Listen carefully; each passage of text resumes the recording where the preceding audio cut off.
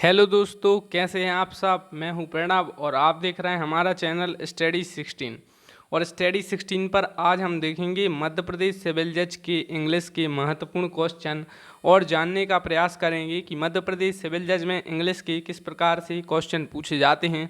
और साथ ही साथ जानेंगे कि मध्य प्रदेश सिविल जज 2020 में इंग्लिश के किस प्रकार से प्रश्न पूछे जा सकते हैं और इंग्लिश की क्या संभावना है मध्य प्रदेश सिविल जज के सिलेक्शन में, और जानेंगे कि क्या इनका पैटर्न होता है। तो शुरू करते हैं। तो वीडियो शुरू करने से पहले आपको बता दूं कि आप कर दें चैनल को सब्सक्राइब और दबा दें बेल आइकन। और इससे पहले हम देख चुके हैं कंप्यूटर के क्वेश्चन और जनरल नॉलेज के क्वेश्चन। तो शुरू करते हैं। तो सबसे पहली बात है कि मध्य प्रदेश सिविल जज प्रीलिम्स 150 मार्क्स का होता है और यह क्वालिफाई करना होता है तभी आप मेंस में जाते हैं, और मेंस और इंटरव्यू की मेरिट मिलाकर आपका सिविल जज में सिलेक्शन होता है। और एक और बात, 150 नंबर में से 10 नंबर होते हैं इंग्लिश के और 10 क्वेश्चन, और 10 नंबर की क्या भूमिका है ये आप अच्छी तरीके से समझ सकते हैं सिविल जज एग्जाम के पॉइंट ऑफ व्यू से। तो अब हम देखेंगे इंग्लिश के क्वेश्चन। हिंदी मीडियम वाले स्टूडेंट्सों को इंग्लिश से लेकर काफ़ी मन में परेशानियां होती हैं, लेकिन अगर आप उन पर काम करें एक स्ट्रेटजी की तरह, एक सिलेबस देखकर, तो आप इससे पार पा सकते हैं। आप इंग्लिश में भी 10 में से 8 या 9 नंबर गेन कर सकते हैं और इंग्लिश मीडियम वाले स्टूडेंट्स भी कुछ इसमें स्कोर कर सकते हैं। तो देखेंगे क्वेश्चन किस प्रकार से आते हैं। जैसे कि पहला क्वेश्चन इंग्लिश का 2018 में सिविल जज एग्जाम में आया था प्रीलिम्स में।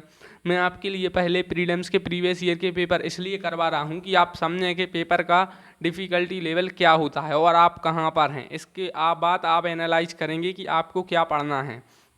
पहला क्वेश्चन है प्रोहिबिटेड बाय लॉ और ट्रीटी फ्रॉम बीइंग इम्पोर्टेड और एक्सपोर्टेड। प्रोहिबिटेड का मतलब होता है निषेध या रोकना, और प्रोहिबिटेड बाय लॉ मतलब कानून या विधि के द्वारा किसी ट्रीटी या किसी चीज़ को रोकना। उसके लिए इनने वन वर्ड पूछा है, मतलब एक वाक्य में इनने पूछा है। तो वन वर्ड क्वेश्चन है, वन वर्ड काफ़ी पूछे जाते हैं मध्य प्रदेश सिविल जज में। आपको कम से कम 100 वन वर्ड तो याद कर लीजिए, 50 से 100 ओनली देख लीजिए 2-4 बार, आपके लिए अच्छा रहता है। इसके ऑप्शन है कॉन्ट्रावेंड, स्मगलड, काउंटरफीट और फॉरगेट। तो इसका राइट आंसर है कॉन्ट्रावेंड। कॉन्ट्रावेंड का मतलब होता है एक प्रकार से विरोधाभास। तो मतलब प्रोहिबिटेड बाय लॉ, कानून ने किसी चीज़ को रोक दिया है कि उस चीज़ को नहीं करना है, तो उसका वन वर्ड क्या है, तो कॉन्ट्रावेंड है उसका वन वर्ड। जैसे कि आपके लिए हिंदी में एक वाक्य आते हैं उसी प्रकार से।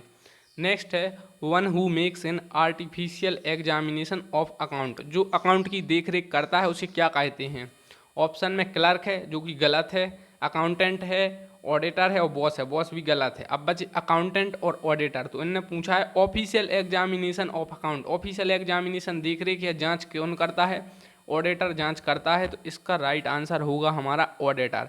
तो इस प्रकार से क्वेश्चन मध्य प्रदेश सिविल जज में इंग्लिश के पूछे जाते हैं, जिनमें वन वर्ड की एक अलग से अपनी महत्वपूर्ण भूमिका होती है। पहले का आंसर है काउंटरवेंड और दूसरे का आंसर है ऑडिटर। अब देखेंगे हम नेक्स्ट क्वेश्चन जो है थर्ड है to hold a heavy heart means, मतलब हैवी हर्ट, हैवी मतलब एक प्रकार से वजन से भी होता है, वजनदार से भी होता है। हर्ट का मतलब आप जानते हैं। To hold a heavy heart का मतलब क्या है, एक वाक्य में इन लोगों ने पूछा है। ऑप्शन में है अबाउट टू डाई, मतलब मरने के समान, to be bake down with sorrow, helping a sad person out, और to be fed up with life. तो इसका राइट आंसर है to be bake down with sorrow. Next है blank best expresses the meaning of the phrase off and on. Off and on मतलब कभी चालू हो रही चीज़ कभी बंद हो रही, तो बार बार वो चीज़ रिपीट हो रही, लेकिन एक ही चीज़ रिपीट नहीं हो रही। ध्यान रखना, दो चीज़, एक बार कोई चीज़ चालू हो रही, चटकनी चालू हो रही बंद हो रही, तो इसे क्या कहेंगे, रिपीटेडली कहेंगे, क्या ऑलवेज कहेंगे, क्या ओकेशनली कहेंगे, या क्या नेवर कहेंगे।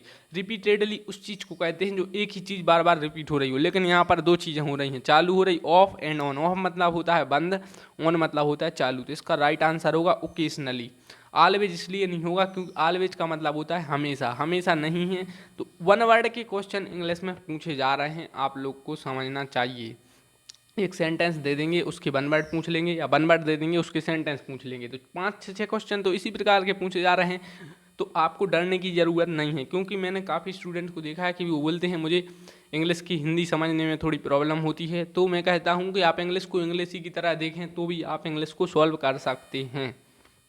नेक्स्ट है blank best expresses the meaning of the phrase ins and out. Ins and out का मतलब क्या है, तो एंट्रेंस एंड एग्जिट, और डिटेल्स एंड कॉम्प्लेक्सिटीज़। तो इसका राइट आंसर है डिटेल्स एंड कॉम्प्लेक्सिटीज़। तो इसका राइट आंसर है details and complexities. Next question है blank best expresses the meaning of the item take to one heels. Take to one heels का मतलब क्या है? तो आप देखिए सभी में यही क्वेश्चन पूछे जा रहे हैं कि उनसे रिलेटेड या तो वन वर्ड पूछ लिया जा रहा है या सेंटेंस। तो इसका राइट आंसर है to run away. To run away इसका राइट आंसर है। नेक्स्ट है antonym of word fake. Antonym का मतलब होता है विलोम शब्द या विलोम शब्द या फिर अपोजिट। अपोजिट समझ लीजिए आप। तो फेक कहते नहीं है कि वो फेक पर्सनैलिटी है, वो झूठा है, खुद को दिखावा करता है। तो फेक का विरोध क्या होगा? तो जो असली है, जेन्युइन, जेन्युइन है। फाल्स होगा नहीं। फाल्स का मतलब होता है गलत, ट्रू का मतलब होता है सत्य। आर्टिफिशियल का मतलब एक प्रकार से आर्टिफिशियल होता है। डिसीटफुल मतलब धोखा रखना होता है। तो इसका राइट आंसर है जेन्युइन। कहते नहीं है कि वो जेन्युइन है, मतलब बिल्कुल सही है, जैसा है वैसा ही है, फेक नहीं है। तो फेक का अपोजिट है जेन्युइन। तो जेन्युइन इसका राइट आंसर है। नेक्स्ट है word which best expresses the meaning of the नेबुलस। नेबुलस का मतलब क्या है? नेबुलस का मतलब क्या है? ऑप्शन में है बैग, टिनी, इनसिग्निफिकेंट और इनएडुकेट। तो इसका राइट आंसर है बैग, BAJUE, BAJUE। ये रिपीटेबल क्वेश्चन है, कई बार है आते हैं और इंग्लिश के क्वेश्चन रिपीट होते हैं। 1-2 साल के क्वेश्चन आपको सॉल्व करना पड़ेंगे। नेक्स्ट है I think I have got a cold I can't stop. I think मुझे सर्दी है, आई कांट स्टॉप। तो क्या sneeze, the sneezing, to sneeze या स्नीजिंग। तो इसका राइट आंसर स्नीजिंग है, आप इजीली कर सकते हैं। आई think I have got a cold I can't stop sneezing. आप समझिए कि सही आंसर कैसा बनना है। स्नीज नहीं बनेगा, द स्नीजिंग नहीं बनेगा, टू स्नीज नहीं बनेगा, तो स्नीजिंग इसका राइट आंसर है। नेक्स्ट और लास्ट क्वेश्चन है one who does not believe in God is called. जिसका भगवान पर भरोसा नहीं है उसे क्या कहते हैं? हिंदी में तो आप इसलिए बना देंगे नास्तिक है। अब इंग्लिश में क्या है? थीस्ट है, एथीस्ट है, ऑप्टिमिस्ट है, हेरेटिक है। थीस्ट मतलब आस्तिक होता है। तो यहाँ पर उन्होंने जो पूछा है जो भगवान पर बिलीव नहीं करता उसे क्या कहते हैं? तो नास्तिक कहते हैं, इंग्लिश में कहते हैं एथीस्ट।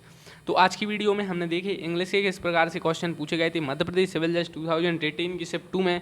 नेक्स्ट वीडियो में हम देखेंगे मध्य प्रदेश सिविल जज 2019 के क्वेश्चन और आगे हम खुद अपने क्वेश्चन बनाएंगे कि इस प्रकार से क्वेश्चन आ सकते हैं कि आपके लिए ईजी हो। आप टेस्ट सीरीज देते रहिए, चैनल को कर दें सब्सक्राइब, दबा दें बेल आइकन और कर दें लाइक, जिससे कि आपके पास और वीडियो आती रहें। Thanks for watching the video and we are also in this channel get आप देख सकते हैं 2018 और 19 के प्रीलिम्स के और मेंस के पेपर। सो धन्यवाद फॉर वाचिंग द वीडियो।